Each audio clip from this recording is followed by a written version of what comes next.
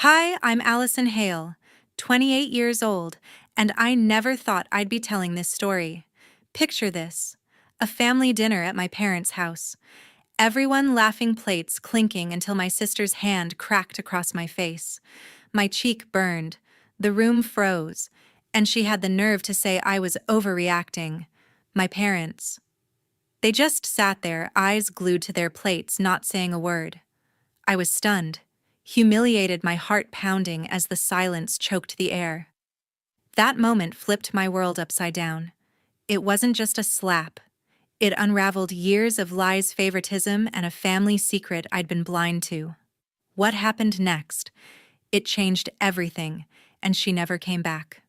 What would you do if you were in my situation? Share your thoughts in the comments below.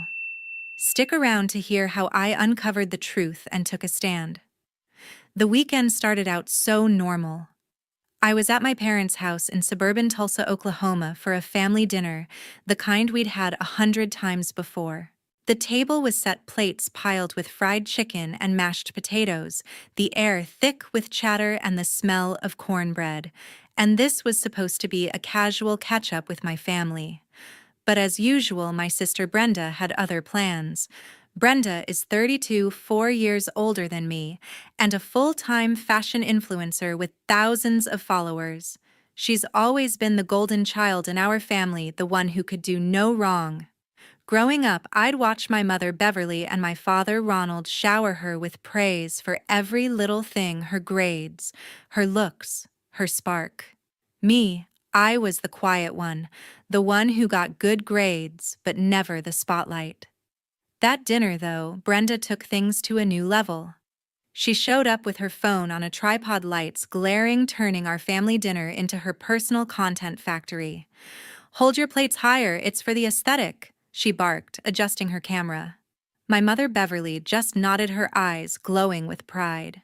"Isn't she creative?" she said, passing the green beans. My father Ronald chimed in, "Brenda's building her brand, Alison. You should support her." I bit my tongue, feeling that familiar sting of being pushed to the side. The dining room felt like a stage, and Brenda was the star.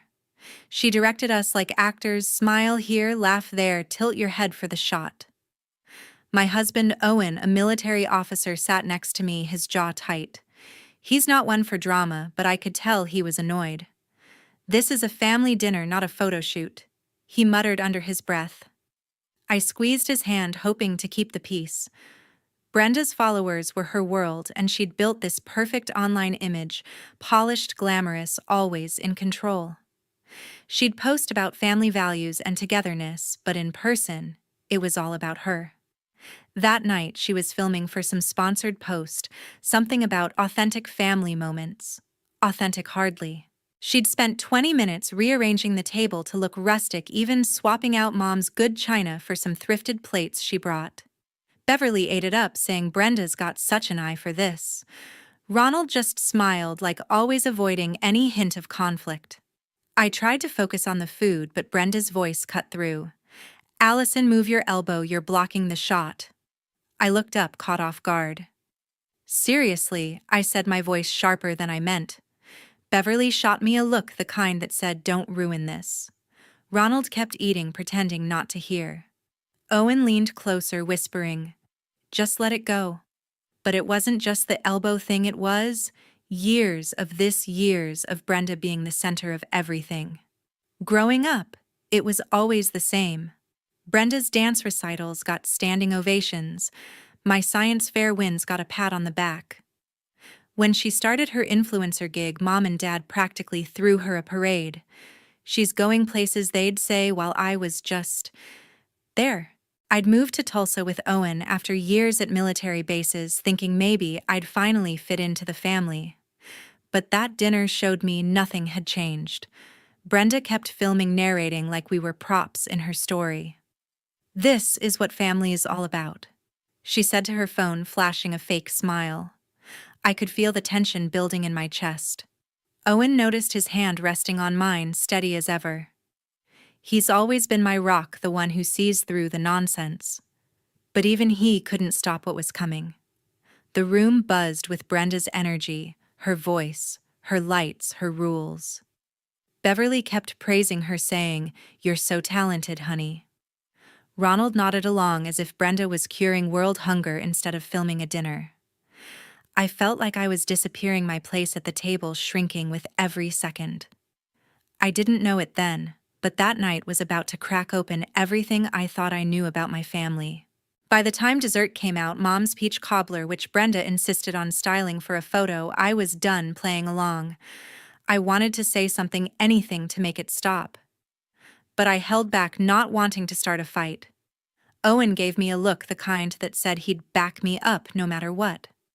I took a deep breath, thinking maybe I could get through this. But Brenda wasn't done pushing, and I wasn't ready for how far she'd go. I couldn't stay silent anymore. I'd had enough of Brenda turning our family dinner into her personal stage. "Brenda, can you stop filming for 1 second?" I said, my voice sharp but steady. The table went quiet. Brenda's eyes narrowed, her perfectly glossed lips curling into a smirk. "Oh, come on, Alison. Don't be so dramatic," she said, waving her hand like I was a child throwing a tantrum. Beverly piped up, "Honey, let Brenda do her thing." Ronald nodded, still focused on his plate. I felt my face flush, the years of being sidelined bubbling up. "This isn't your content factory," I shot back, standing up. "This is supposed to be a family dinner." Brenda's smirk vanished. She set her phone down, stepped closer, and before I could react, her hand swung out, smacking my cheek with a sharp sting. The sound echoed in the room. I froze, my breath catching the burn spreading across my face. Beverly gasped, but said nothing. Ronald looked up, then down again, his fork still in hand. The silence was deafening, their inaction louder than Brenda's slap. "You're overreacting." Brenda said, her voice cold, like she'd just swatted a fly. She picked up her phone again, as if nothing happened. I stood there, heart-pounding humiliation washing over me. My cheek throbbed, but it was their silence, Mom and Dad just sitting there, that cut deeper. I wanted to scream, to demand why they didn't care, but my throat tightened. Owen was already on his feet.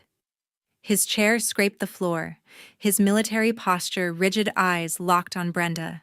"Get out," he said, his voice low and unyielding, like he was giving an order on base. Brenda laughed, a short, mocking sound. "Seriously? You're kicking me out of Mom and Dad's house," she said, looking to Beverly for backup.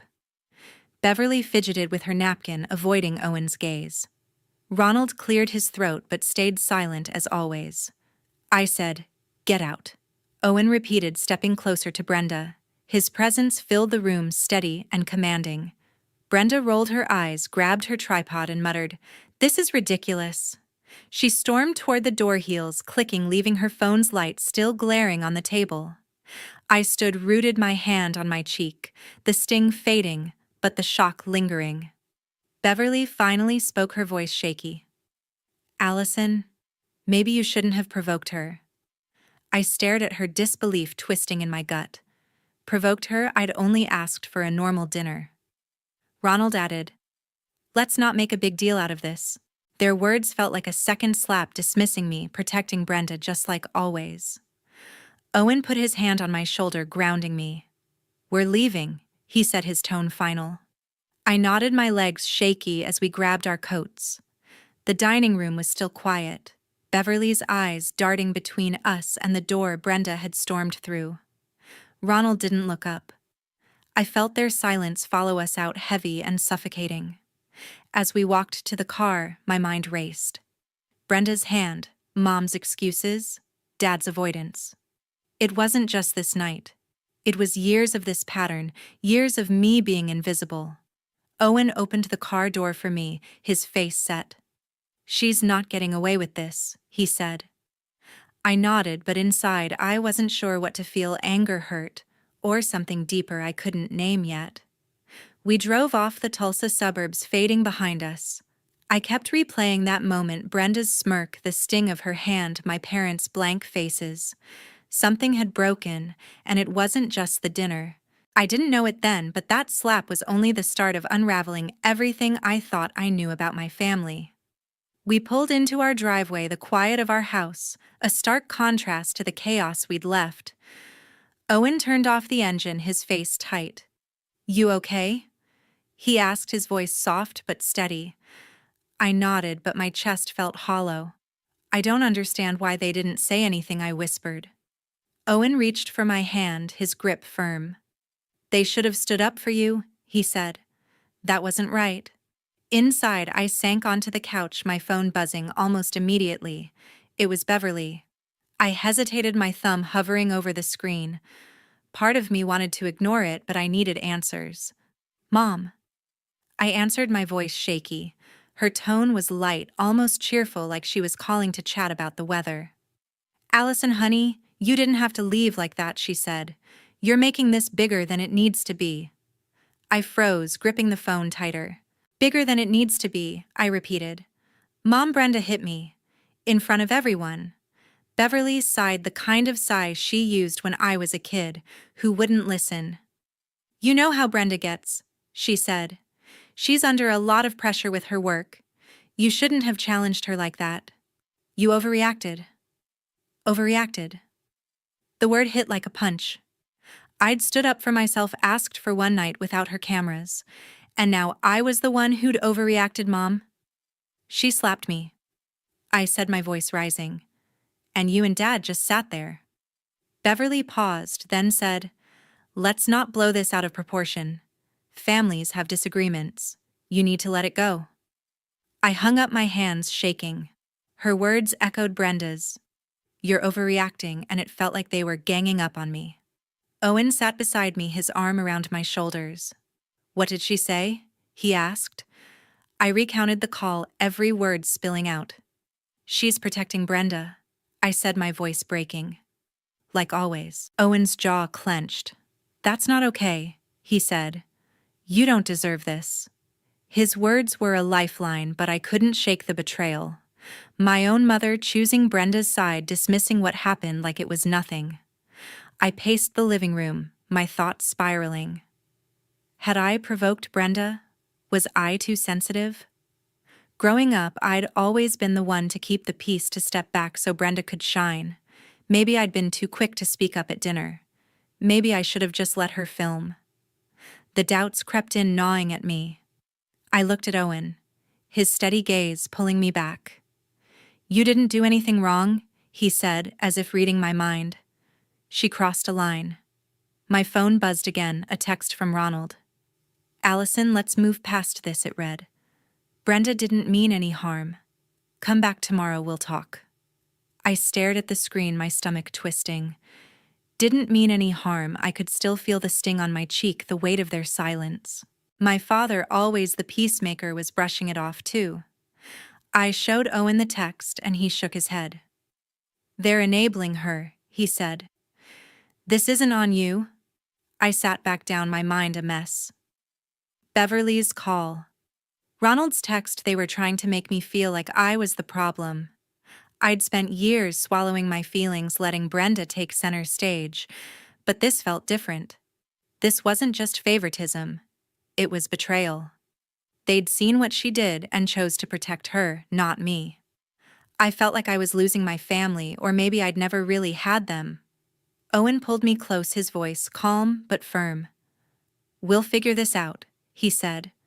"You're not alone." I nodded, but the hurt lingered.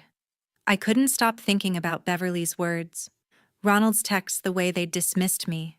It made me question everything, my place in the family, my own judgment. I didn't know it then, but that night was the beginning of seeing my family for who they really were. The next morning felt heavy. I woke up with a knot in my stomach, the events of the dinner still clinging to me like a bad dream. Owen was already up, making coffee in the kitchen, his steady presence a quiet comfort. I checked my phone, hoping for something, maybe an apology from Beverly, or even Ronald stepping up for once. Instead, there was a text from my father sent late last night. "Alison, it was just a misunderstanding," it read. "Brenda didn't mean to upset you. Let's put this behind us." I stared at the words, my heart sinking. A misunderstanding. She'd hit me, and he was calling it that. I showed Owen the text, my hands trembling. He's acting like it was nothing, I said, my voice low. Owen set his mug down, his eyes narrowing.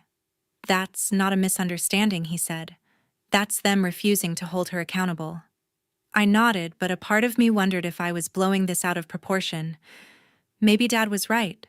Maybe I needed to let it go. The doubt crept in, twisting my thoughts. Then my phone pinged again. It was Brenda, a long message that made my jaw clench. Alison, I'm sorry if you felt hurt last night, she wrote. I was stressed, you know how my work gets. You kind of pushed me into a corner with your attitude. Can we just move on? I read it twice, my blood boiling. If I felt hurt. Her words were careful, polished like one of her Instagram captions, but there wasn't an ounce of real remorse. It was all blame shifting, making me the problem for standing up to her. Owen, look at this, I said, handing him the phone. He scanned the message, his face hardening.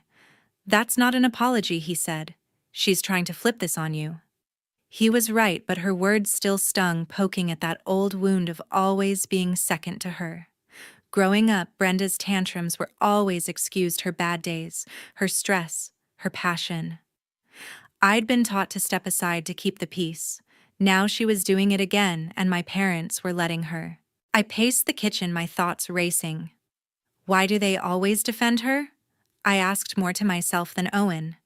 He leaned against the counter, his voice calm but firm. Because it's easier for them, he said. They don't want to deal with her drama, so they put it on you. His words hit hard, cutting through the fog of doubt. He was right. Beverly and Ronald had always taken the path of least resistance, leaving me to carry the weight. My phone rang, and Beverly's name flashed on the screen. I let it go to voicemail, not ready for another round of her excuses. When I played it back, her voice was soft, almost pleading. Alison, your dad told me he texted you. Brenda feels awful, honey. She didn't mean it. You know she's got a lot on her plate. Call me back, okay? I deleted the message, my chest tightening. Awful. Brenda's text didn't sound like someone who felt awful. It sounded like someone covering her tracks. I sat down, staring at the table. The doubts were louder now. Had I pushed Brenda too far? Was I making too big a deal out of this? I'd spent my whole life trying to fit into my family, to be the good daughter, the one who didn't cause trouble. Maybe I'd been too quick to call her out at dinner. Maybe I should have just stayed quiet. Owen sat across from me, his eyes steady. Don't let them do this to you, he said. You're not the one who messed up. She is. His words pulled me back like a lifeline. I took a deep breath, trying to hold on to that clarity. But it wasn't easy.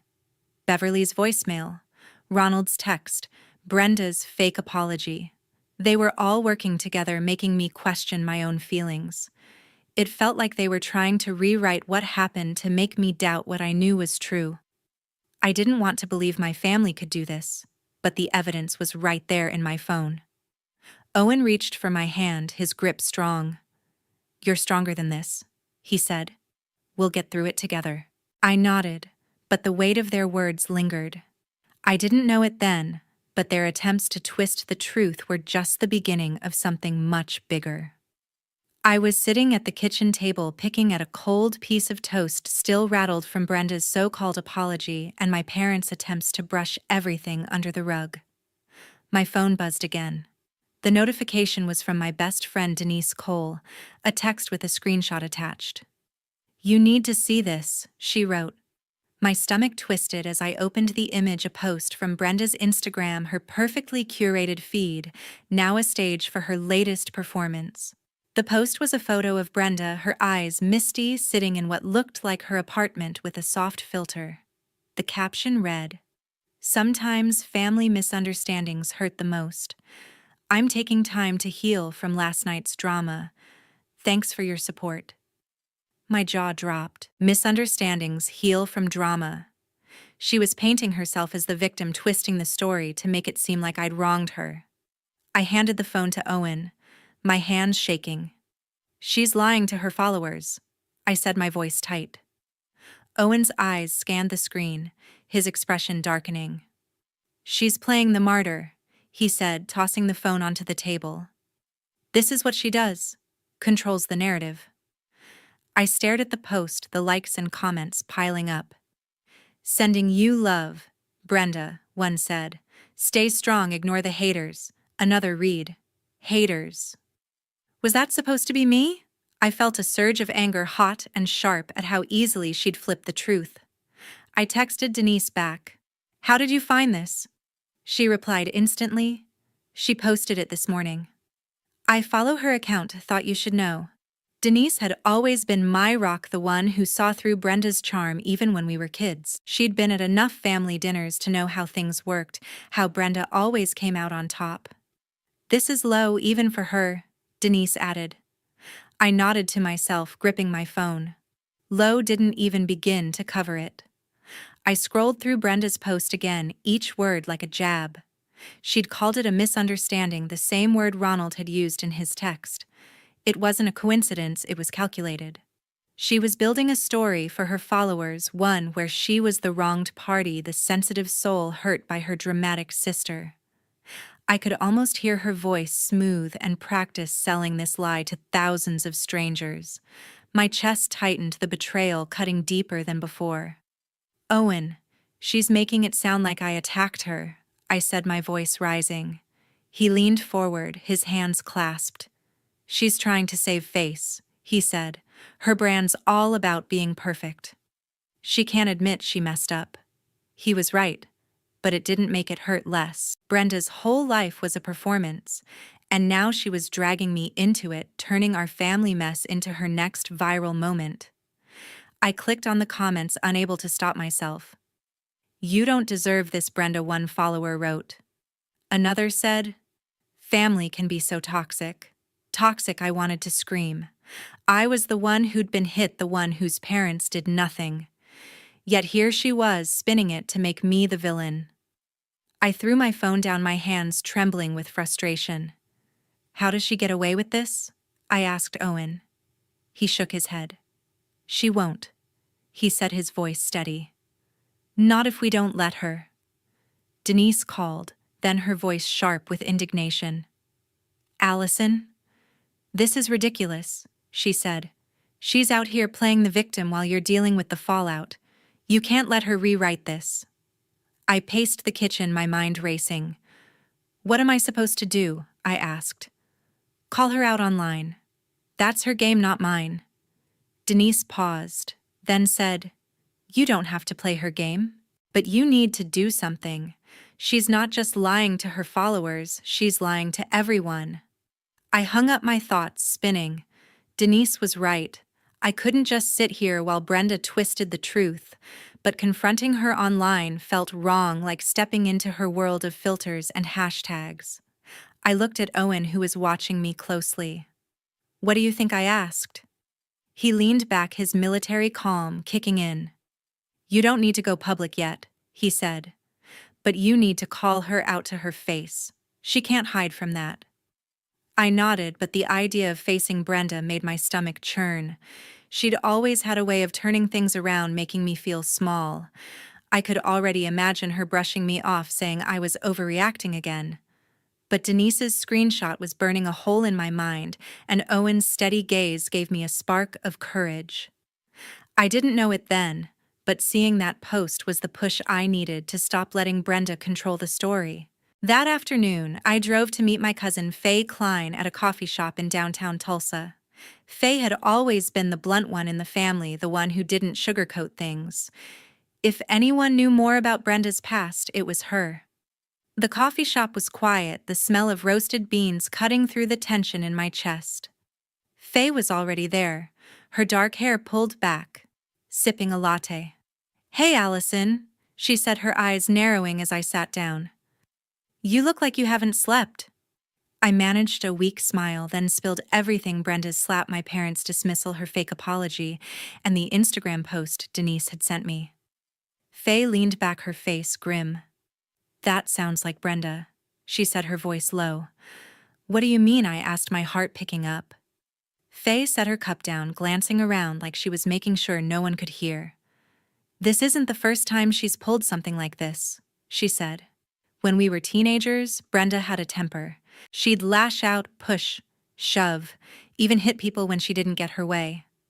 Aunt Beverly and Uncle Ronald always covered for her.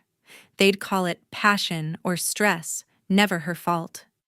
I stared at her, my stomach churning. Hit people.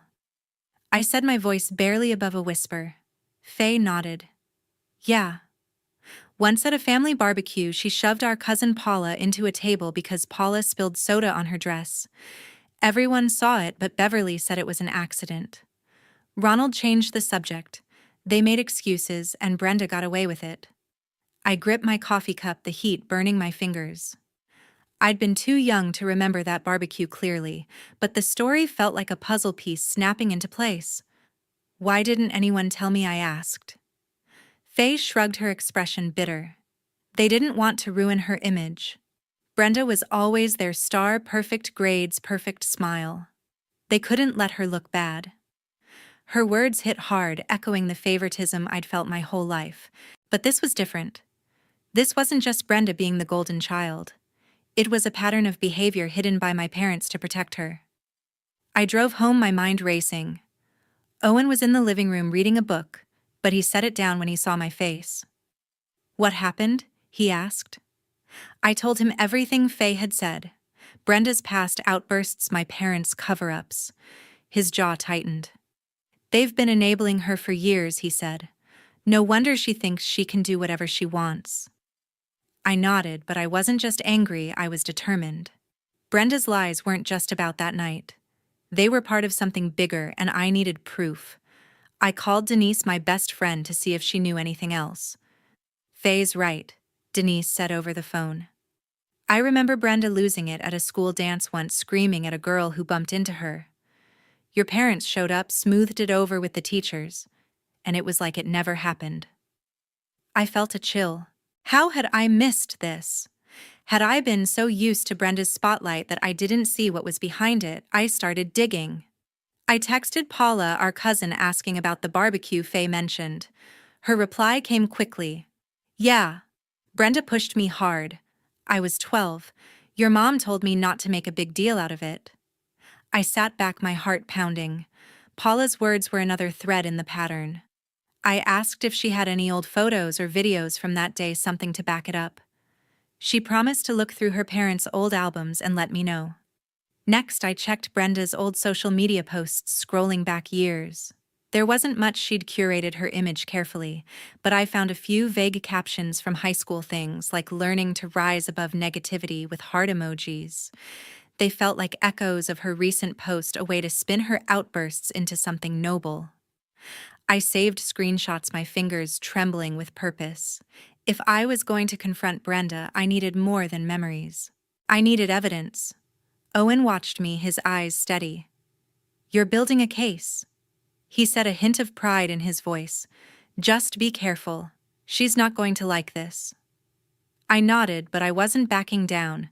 Faye's story, Paula's confirmation, Denise's memory, they were pieces of a truth my family had buried.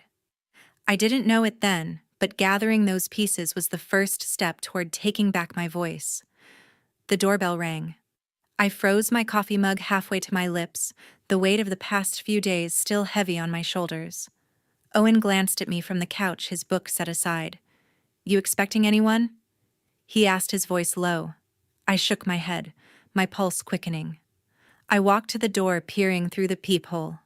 Brenda stood there, her arms crossed, sunglasses perched on her head like she was ready for a photo shoot. My stomach knotted, but I opened the door. Brenda, I said, my voice flat. She didn't smile, just stepped inside without waiting for an invitation. We need to talk, she said, her tone sharp, like she was the one owed an explanation. Owen stood, his presence steady but tense, and I noticed him slip his phone into his pocket. I didn't know it then, but he'd already pressed record. She sat on the edge of our armchair, her posture stiff. Look, Alison, I came to clear the air, she said, flipping her hair back. That night got out of hand. Okay? I didn't mean for things to escalate. I stared at her, waiting for something resembling remorse. Instead, her eyes were hard, her lips pursed. You slapped me, I said, keeping my voice steady. In front of Mom and Dad. That's not just escalating. Brenda sighed like I was exhausting her. I was under a lot of pressure, she said. My content schedule's insane, and you calling me out in front of everyone didn't help. I snapped, okay, it happens. My jaw tightened. Snapped. That was her excuse. I leaned forward, my hands gripping the armrests of my chair. You hit me because of your content. I asked, disbelief lacing my words. That's your reason. She shrugged, unapologetic. You don't get it, she said. My brand is everything. One bad day can ruin months of work.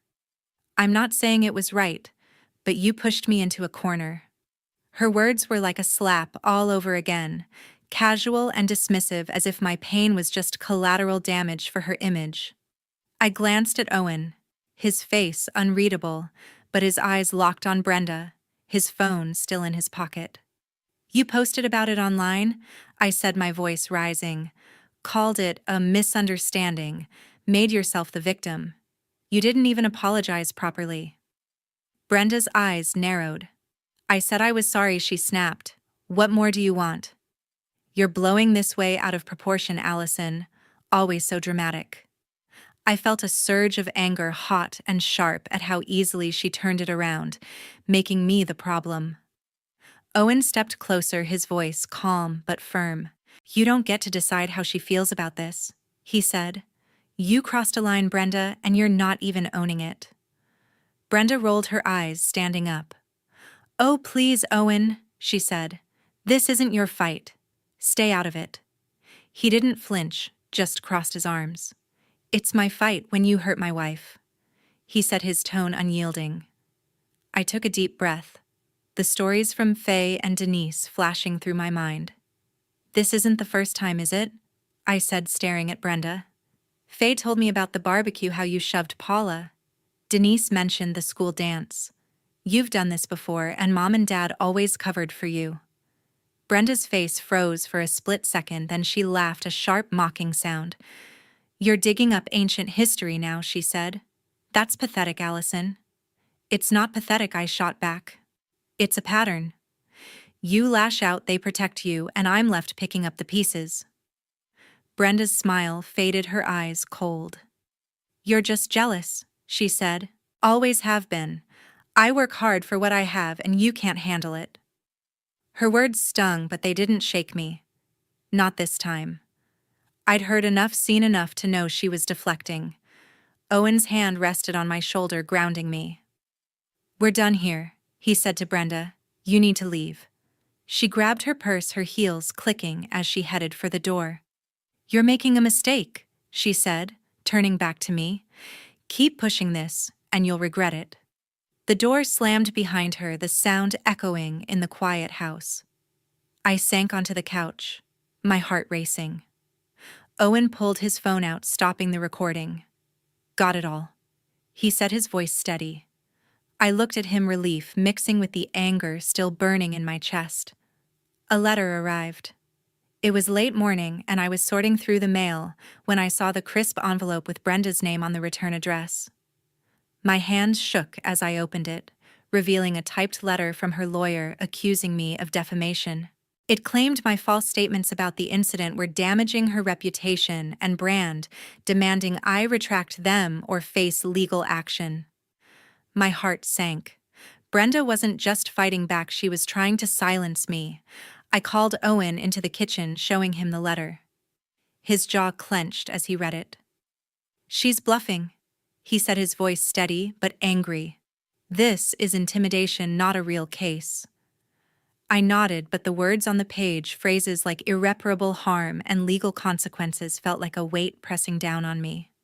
Brenda was using her resources to scare me, and it was working. I reached out to my lawyer, Sally Hart, a sharp woman I'd known since high school. Her office was a short drive from our house in Tulsa, and she agreed to meet us that afternoon. When we arrived, Sally was already at her desk, her glasses perched low as she skimmed the letter. This is aggressive, she said, her tone matter of fact. But it's thin. Defamation requires proof of false statements made with malice, Let's see what you've got to counter this. I laid out everything the recording from Brenda's visit where she admitted to the slap and showed no remorse. The screenshots of her Instagram post framing herself as the victim. Faye's story about Brenda's past behavior. Paula's confirmation of the barbecue incident, and Denise's memory of the school dance.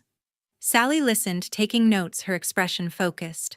"This is solid," she said. "The recording alone is damning. She admits to the act, which undercuts her claim that you're lying." Owen leaned forward, his arms crossed. "Can we use this to shut her down?" he asked. Sally tapped her pen against her notepad. "Not just yet," she said. "We need to respond carefully, show we're not intimidated, but also avoid escalating this publicly. If she wants to play dirty, we'll be ready." I felt a flicker of relief. Sally's confidence was grounding a reminder that Brenda's threats weren't the end of the road. Back home, I sat at the dining table staring at the letter again. The accusations stung not just because they were false, but because they came from my sister.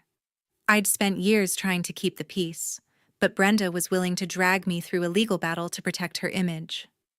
Owen sat beside me, his hand on my arm. "We've got this," he said. "She's not going to win." I nodded, but the fear lingered a knot in my chest. Sally called the next day, outlining our response. "We'll draft a letter demanding she drop the threat," she said. "We'll reference the recording and the witnesses, Faye, Paula, Denise, without disclosing everything. It shows we're serious, but keeps our cards close." I agreed, trusting her to navigate the legal maze. She emailed a draft by evening, and I read it carefully, impressed by its firm tone. It stated that Brenda's claims were baseless, that we had evidence proving the truth of my statements, and that any lawsuit would expose her own actions. I sent Sally a few tweaks, emphasizing that I didn't want to back down. She incorporated them and sent the final version to Brenda's lawyer. Waiting for a response was torture. Every time my phone pinged, I braced for another threat. Owen kept me steady, reminding me we had the upper hand. "She's scared," he said one night as we sat on the couch. "That's why she's doing this. You're not the weak link she thinks you are." I thought about Faye's words about how my parents had always covered for Brenda. This letter felt like an extension of that, another attempt to make me the problem, to bury the truth. But I wasn't alone anymore. With Sally's expertise, Owen's support, and the evidence we'd gathered, I felt a spark of defiance. Brenda could threaten all she wanted, but I was ready to fight back. With Sally's guidance, I compiled the evidence: Owen's recording of Brenda's unapologetic admission, screenshots of her Instagram post, Faye's account of the barbecue incident, Paula's confirmation, and Denise's memory of the school dance. I drafted an email to Brenda's management company, a big-name agency that handled her sponsorships. My hands trembled as I attached the files, but I hit send, knowing there was no turning back. I called Denise and Paula to our house that evening, needing their support before the fallout hit. Denise arrived first, her eyes blazing with determination. "You did the right thing," she said, hugging me tightly. "She can't keep getting away with this." Paula nodded, her face somber as she sat on the couch. "I wish I'd spoken up sooner," she said. "After that barbecue, I was scared to cross her." I squeezed her hand, grateful for their honesty. It felt like we were finally breaking the silence my family had enforced for years. Owen sat quietly, his presence steady as always. "The company will have to act," he said. "They can't ignore this kind of evidence." I hoped he was right, but the wait was agonizing. I kept checking my email, expecting a response, but nothing came that night. Instead, I shared the evidence with Denise and Paula, showing them the recording and screenshots. Denise's jaw dropped as she listened to Brenda's voice, cold and dismissive. "She really said that?" she asked, shaking her head. Paula's eyes widened. "That's her all right," she said. "Always twisting things."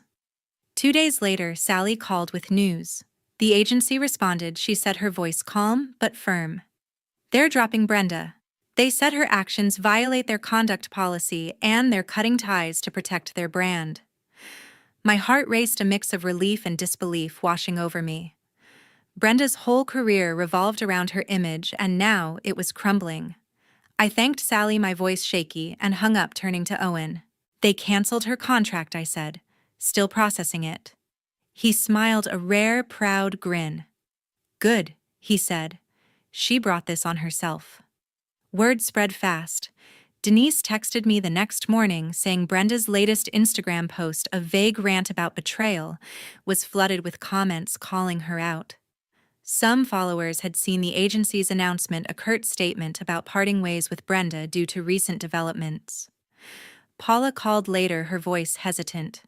People are talking, she said.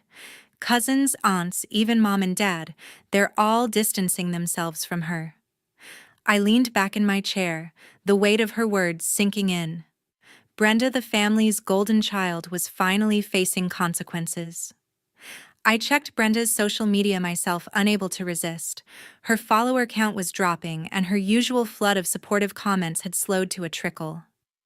A few loyal fans stuck by her, but others were blunt. You can't treat people like that.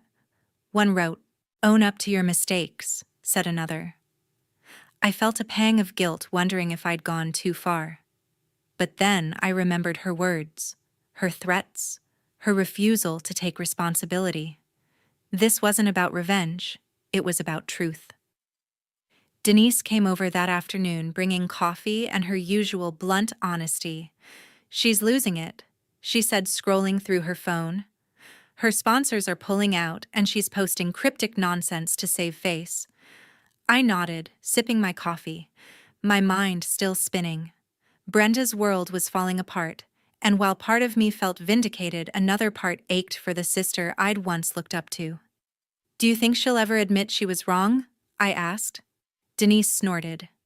Not a chance, she said. But she's out of moves now. Paula texted me later saying she'd spoken to Faye. Faye's telling everyone what Brenda did, she wrote. No one's defending her anymore. I stared at the message, a strange mix of satisfaction and sadness settling in. My parents hadn't reached out, their silence louder than ever. I wondered if they were ashamed or if they still believed Brenda could do no wrong. Either way, their absence stung, a reminder of how deep their favoritism ran. Owen and I sat down that night, talking through what came next. You did what you had to, he said, his hand resting on mine. She tried to bury you, but you stood your ground. His words were a lifeline, pulling me back from the doubt creeping in. I hadn't just fought for myself, I'd fought for the truth, for Paula, for everyone Brenda had hurt and dismissed. Owen and I sat down one evening, the quiet of our Tulsa home, heavy with the weight of what came next. We agreed it was time to cut ties with the Hale family, not just Brenda, but mom and dad too. Their refusal to acknowledge the truth, even after everything was a betrayal, I couldn't forgive. I drafted a letter to my parents, my hand steady despite the ache in my chest. I need space. I wrote, keeping it simple but firm. Your silence has hurt me more than Brenda's actions ever could. Owen read it over, his eyes soft but resolute. It's clear, he said. They'll understand or they won't. Either way, you're doing what's right for us. I mailed it the next day, feeling a strange mix of relief and loss as it left my hands. The days that followed were quiet but not empty. I reached out to my mentor, Captain Martin Stone, a retired firefighter who'd guided me through tough times since I joined the department. Martin had a way of cutting through noise with plain wisdom. I met him at a diner near the station, the smell of fried eggs and coffee grounding me. You've done the hard part, he said, his voice gravelly but warm. Standing up to family takes guts. Now you build what's yours. His words stuck with me. Owen and I started focusing on our life together, free from the Hale family's shadow. We planned a trip to the Ozarks, something we'd always talked about but never done. The idea of hiking trails and quiet nights felt like a fresh start, a way to reclaim our time. Denise and Paula became our anchors, checking in with calls and visits. Denise brought her usual humor, joking about starting a book club to keep us busy. Paula shared stories of her own family struggles, reminding me I wasn't alone in setting boundaries. I thought about Brenda often, not with anger, but with a kind of distant sadness. Her social media had gone silent, her once vibrant posts replaced by a blank profile. Part of me wondered if she'd ever reflect on what happened, but I knew that wasn't my burden to carry. My parents never responded to my letter, their silence a final confirmation of where I stood. It hurt, but it also freed me. I didn't need their approval anymore. Martin invited us to a barbecue at his place, a small gathering with other firefighters and their families. The warmth of their laughter, the clink of bottles, and the smell of grilled burgers felt like a new kind of family, one built on respect, not obligation. Owen fit right in, swapping stories with Martin's crew. I watched him, my heart full, knowing we were carving out something real. One night, as Owen and I sat on our porch, the stars bright above Tulsa, I reflected on what I'd learned.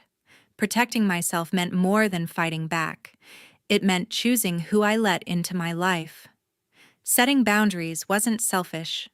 It was survival. Brenda's actions, my parents' inaction, had taught me that tolerating harm only invites more. I'd spent years trying to fit into their mold, but now I was done. I had Owen, Martin, Denise, Paula, people who saw me not the role I was supposed to play. I leaned against Owen, his arm around me. "We're okay," he said, his voice steady. I nodded, feeling the truth of it. We weren't just okay. We were stronger. I didn't know it then, but letting go of the Hale family was the start of building a life that was truly mine.